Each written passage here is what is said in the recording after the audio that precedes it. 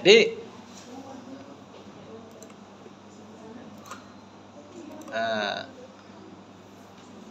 jadi kata Imam Abu Hanifah alasannya karena orang yang melakukan mursal irsal itu kalau seandainya dia menganggap bahwa perbuatannya itu atau hadis yang diriwayatkan tidak bisa dijadikan hujah, pasti dia tidak akan lakukan.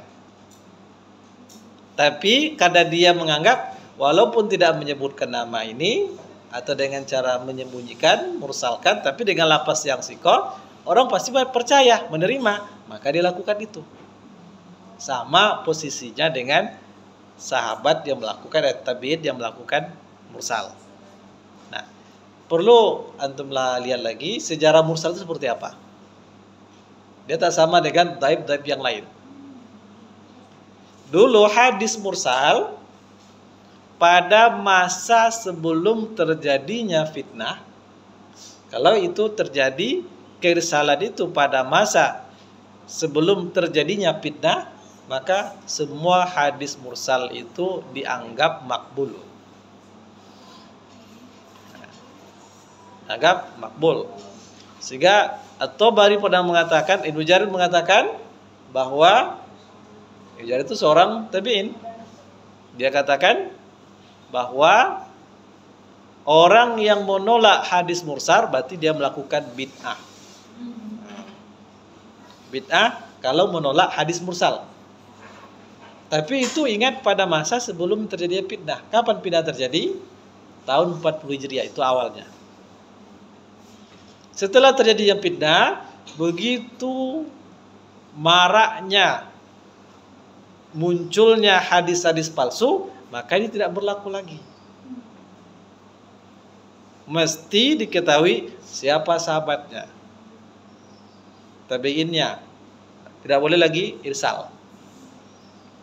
Nah, itulah alasan dari Imam Abu Hanifah menguatkan bahwa lafaz as-siqah yang disebutkan secara samar tidak jelas orangnya itu bisa diterima karena sudah dijamin oleh muridnya yang mengirsalkan nama guru itu, yang menyebutkan secara samar tadi. Karena sama seperti penerimaan diterimanya hadis mursal.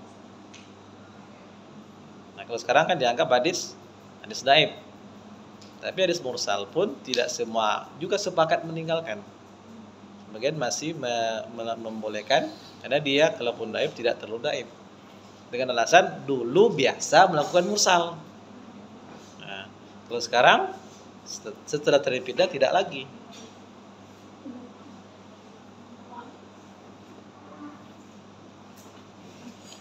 Baik. Nah, jadi kata Imam Abu Hanifah ka'annahu adalah, maka sama artinya murid yang mengirsalkan itu dengan lafaz sikoh dianggap guru yang tidak disebut nama tadi adalah orang yang dia nilai sikoh, dia adil. Maka menerima masalah ini itu lebih utama. Artinya menerima periwayatan perawi yang samar yang disebut dengan lafaz sikoh tadi, tidak disebutkan nama orangnya, itu lebih utama untuk diterima periwayatannya daripada ditolak. Nah, apa sebab? Karena ibham, kesamaran itu kadang-kadang diungkapkan dengan lafaz sikoh yang soreh. Seperti hadatsaniya siqatu, telah menceritakan kepadaku perawi yang sikoh. Pendapat yang kuat, pendapat pertama. Apa itu yang menolak apa menerima? Menolak. Apa alasannya? Ini alasan yang paling penting. Nah, alasannya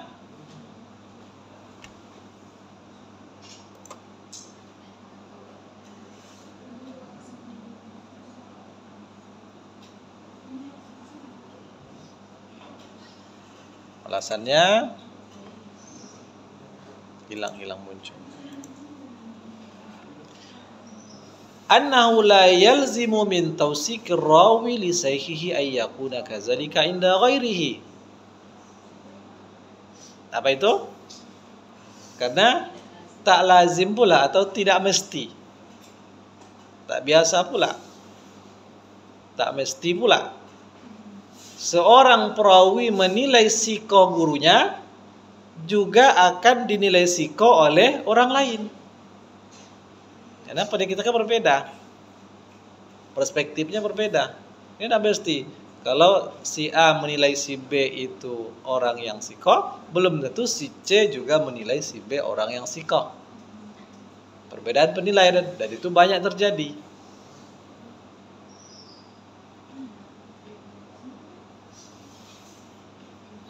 Nah, karena khabar tentang pensikohan itu sama juga khabar tentang menilai sahih, menilai halal, menilai haram. Itu sifatnya ijtihadiyah. Ijtihad.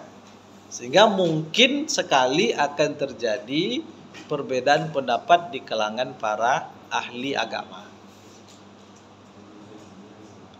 Ahlud diyana, ahli agama. Jadi sesuai dengan ijtihad mereka masing-masing. Dalam masyarakat akan berbeda. Dan menilai seorang perawi itu adalah ijtihad. Bukan sesuatu yang qat'i. Kalau ijtihad pasti ada perbedaan satu dengan yang lain. Maka atas dasar itulah alasan pertama menolak pendapat Imam Abu Hanifah. Kalau dalam masalah sahih banyak. Di sini menurut Albani sahih, menurut yang lain hasan, mungkin menurut yang lain dhaif karena ijtihad. Atau dalam masalah menentukan halal banyak sekali.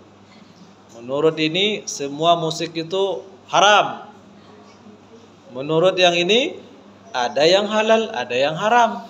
Menurut yang ini hukumnya halal, cuma kalau begini haram. Kan itu. Jadi ada beda pendapat. Itu semuanya adalah ijtihad. Itu alasan pertama. Yang kedua, karena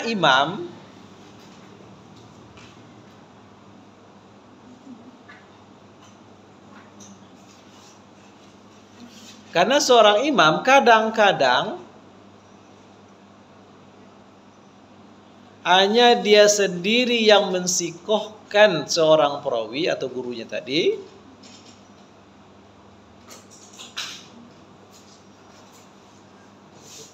Padahal sudah disepakati dhaif menurut yang lain.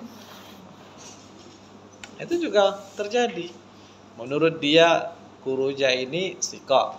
Padahal ulama kritik lain sudah sepakat mengatakan dhaif.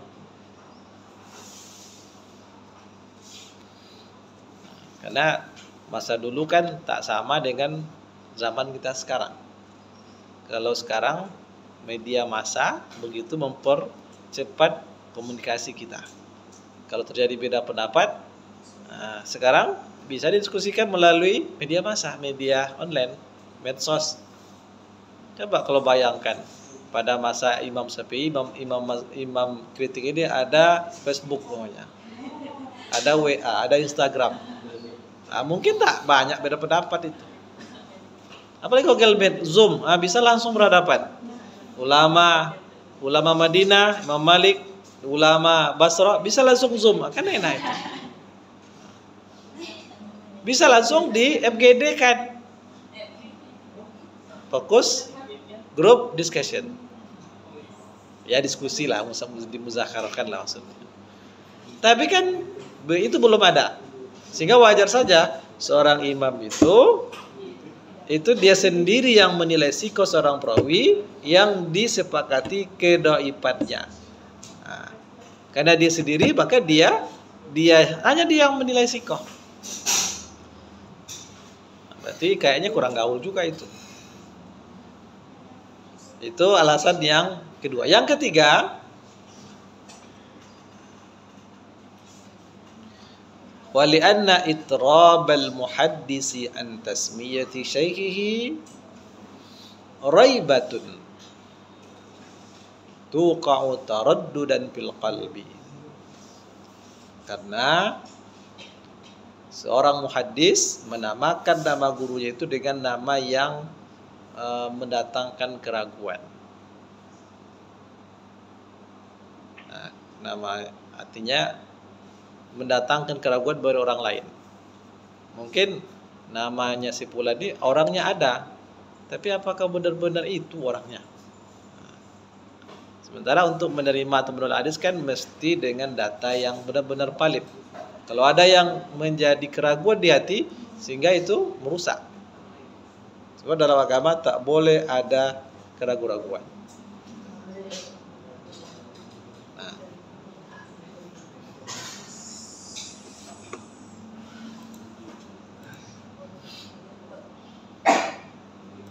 Baik. Ini ada beberapa kaidah tentang masalah ini. Kita lihat berapa ini kaidahnya.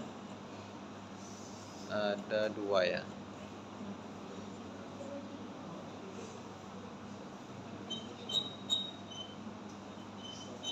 Ya, saya tuntaskan yang ini.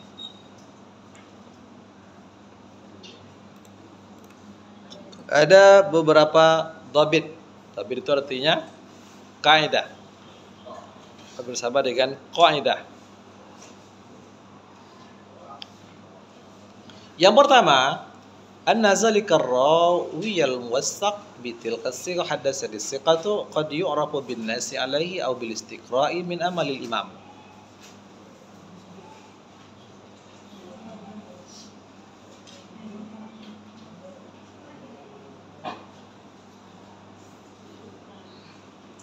Yang pertama kaidahnya, perawi yang dinilai siqah itu dengan sigat haddatsani as-siqatu, dengan kalimat haddatsani as-siqatu atau dalam bentuk mubham tadi,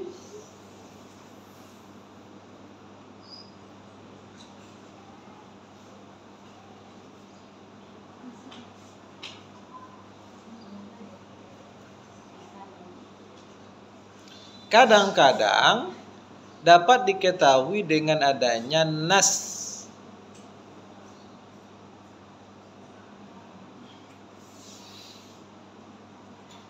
Kadang-kadang, tidak selalu. Kadang-kadang dapat diketahui dengan adanya nas atau dengan metode istiqra dari amal para imam.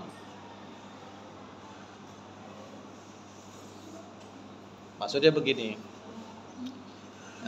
perawi yang dinilai siqah dengan sigat haddatsani siqatu itu kadang-kadang bisa dilacak, dicari, bisa ditelusuri siapa orangnya, dan ketika ditelusuri diketahui dan bisa dipastikan orangnya, dan orang itu ada biografinya pada penjelasan kitab-kitab rijal ataupun dari nas daripada imam, akhirnya hilang kemajhulannya.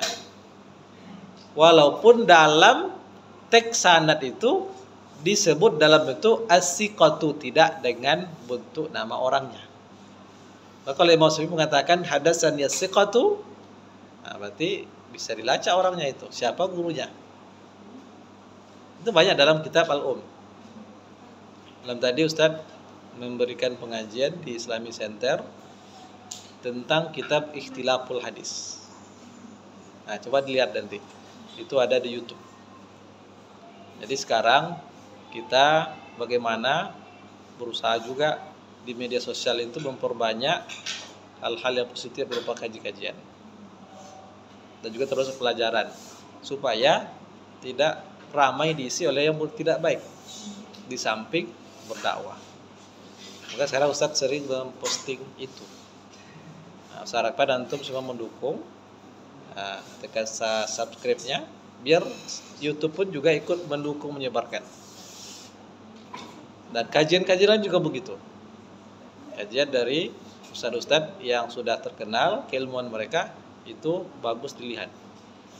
Karena sekarang ini kebanyakan yang tampil di media sosial itu bukan yang sembarangan, keilmuannya memang luar biasa. Nah, maka dukung itu agar di media sosial itu lebih banyak yang tampil kajian-kajian keislaman. Nah, ini untuk dakwah. Dan juga ikut ngomen ataupun menyebarkan. Mudah-mudahan itu dinilai sebagai sebuah ibadah.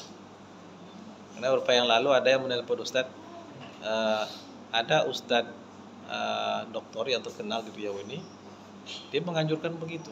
Sebaiknya para Ustadz ini buatlah akun YouTube, sehingga kalau seandainya nanti dalam masa yang akan datang tak sanggup memberikan dakwah atau sudah tidak ada lagi, ada yang bisa ditinggalkan.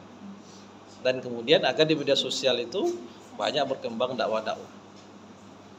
Nah, itu sebenarnya peluang yang sama bagi semua orang.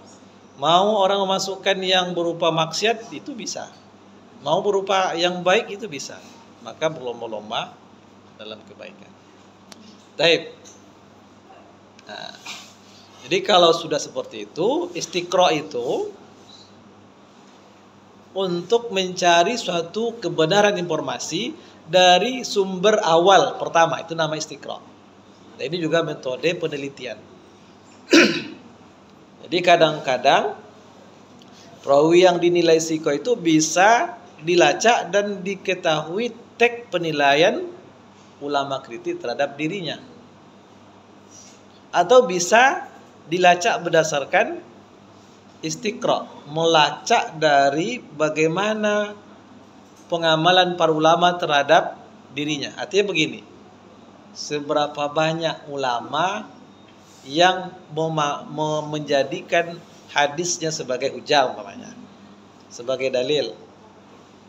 Kalau sudah ada ulama yang diakui muktabar, meriwayatkan hadisnya dan dijadikan sebagai hadis pokok, berarti dia walaupun tidak dikenal akan menjadi orang yang dinilai sikah. Dulu kan ada perawi Bukhari. Apa kaidah salah satunya? Kalau ada seorang perawi yang tidak dikenal, bukan tidak dikenal, tidak ada penilaian jarah dan ta'dilnya. Tidak ada yang menilai dia sikah, tapi hadisnya diriwayatkan oleh Bukhari dalam kitab sahihnya, maka itu bisa menjadi jaminan bahwa perawi itu adalah orang yang sikah. Walaupun tidak ada ulama kritik yang menilai sikah. Apa sebab? Emang dia sudah terkenal orang sikah. Tidak perlu lagi digembar-gemborkan, dia itu orang baik. Orang sudah semua tahu dia orang baik. Buktinya apa? Bukhari saja yang menerapkan kaidah begitu ketat memberikan hadisnya. Nah, kira begitu. Jadi kadang-kadang perawi yang majhul itu dengan lapas sikah itu bisa ditelusuri atau bisa diketahui ada teks para ulama yang menjelaskan tentang dia. Contoh, nah ini contohnya.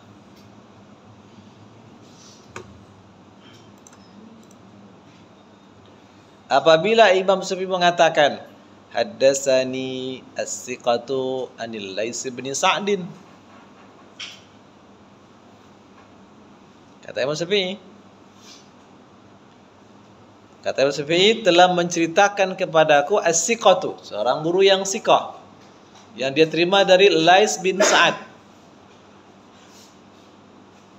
Nah, sekarang lapas as-siqatu dia lapas yang mubham, tidak dikenal, samar siapa orangnya, yang dia terima dari gurunya Lais bin Sa'ad. Nah, sekarang kalau itu Imam Syafi'i mengatakan as-siqah dan guru dari orang yang kita siqah adalah Lais bin Sa'ad, itu bisa dilacak. Nah, apa sebab? Karena Imam Syafi'i dia memberikan hadis dari jalur Lais bin Sa'ad hanya dari satu orang guru. Siapa itu? Yahya bin Hissan At-Tanisi Al-Bakri. Kalau dari jalur Lais bin Sa'ad bisa dilacak. Dia berarti maksudnya Yahya yang dikatakan siqah oleh Imam Syafi'i itu adalah Yahya itu sendiri. Nah, kalau begitu lihat siapa itu Yahya dalam kitab-kitab biografi. dalam kitab Rijalul Hadis. Kalau memang dalam kitab Rijal dijelaskan dia sikoh, berarti tidak ada masalah lagi, hilang kemajubulannya. Nah, maka kaidahnya kadangkala orang yang dikatakan sikoh secara mubham itu bisa dilacak melalui metode istiqra', menelusuri sampai kepada sumbernya, atau ada teks para ulama yang menjelaskan kepribadiannya. Kalau begitu hilang kemajubulannya.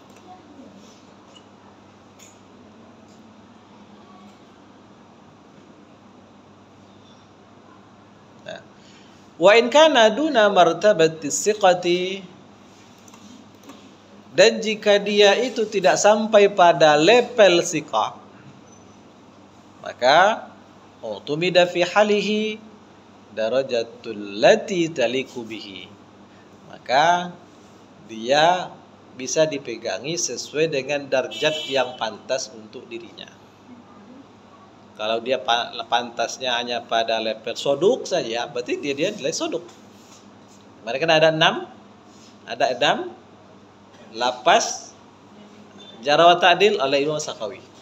Kalau dia tak sampai pada level yang keempat berarti sikoh. Dia level yang kelima, berarti pantasnya dia darjatnya perawi pada level yang kelima. Nah, dari situ nanti kita akan menilai tentang bagaimana kualitasnya. Nah, contoh, apabila Imam Syafi'i mengatakan haddatsani siqatu an Ibnu Juraij, telah menceritakan kepadaku seorang guru yang sikoh yang dia terima dari Ibnu Juraij, maka yang dimaksud sikoh di sini adalah Muslim ibn Khalidil Makhzumi. Dia orang yang soduk, kasirul auham. Yang dimaksud oleh Imam Syafi'i dengan sikoh itu adalah Muslim ibn Khalid al-Makhzumi. Bagaimana pendapat para ulama setelah diketahui orangnya Muslim bin Khalid, ternyata dia adalah dinilai sebagai soduk, dia jujur, tapi kasirul auham, banyak kesalahannya.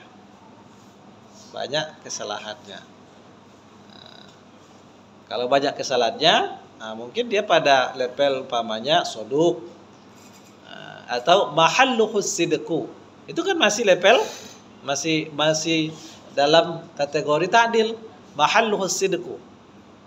Tapi kalau sodukun si'ul hibzi, dia jujur tapi hafalan jelek, berarti dia masuk pada level layyin.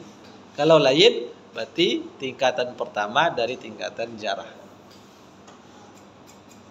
Nah, itu. Yang kedua,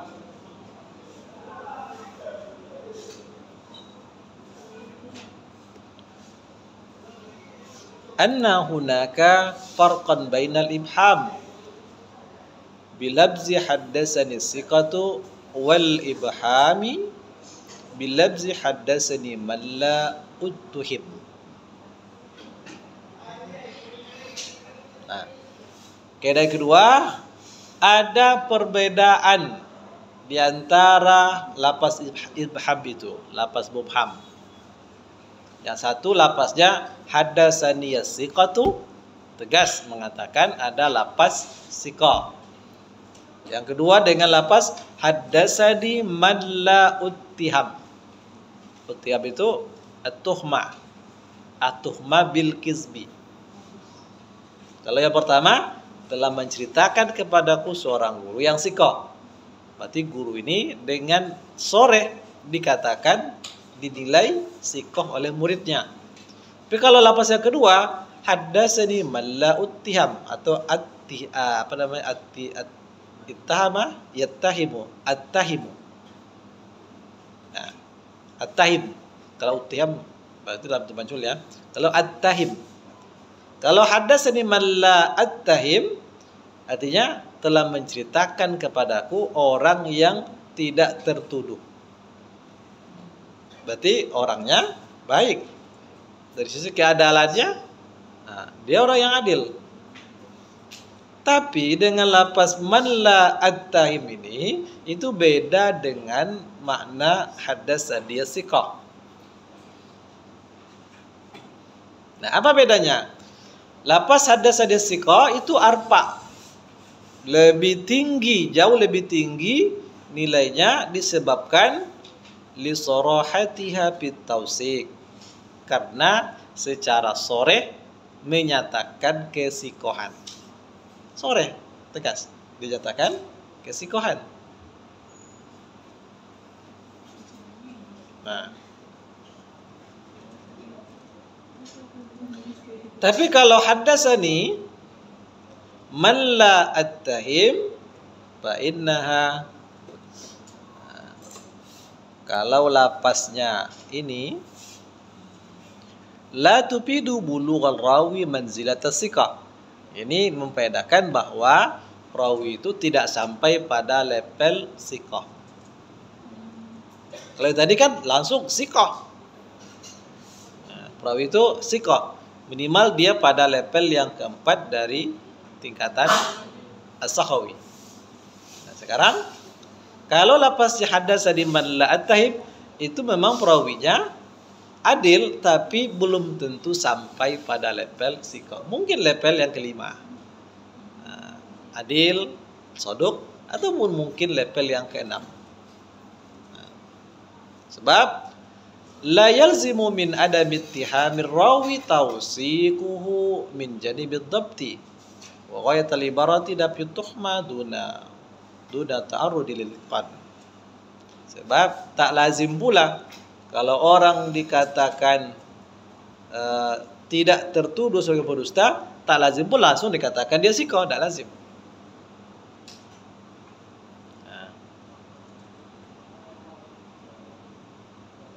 Umpamanya kalau dikatakan seseorang dia itu bukan orang yang jujur, apakah langsung bisa dikatakan dia pendusta? Belum tentu. Atau umpamanya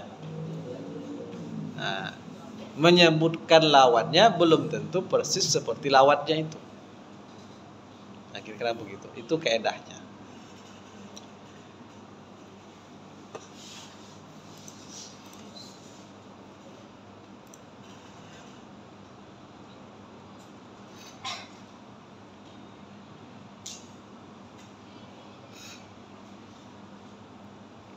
Baik, itu kira-kira.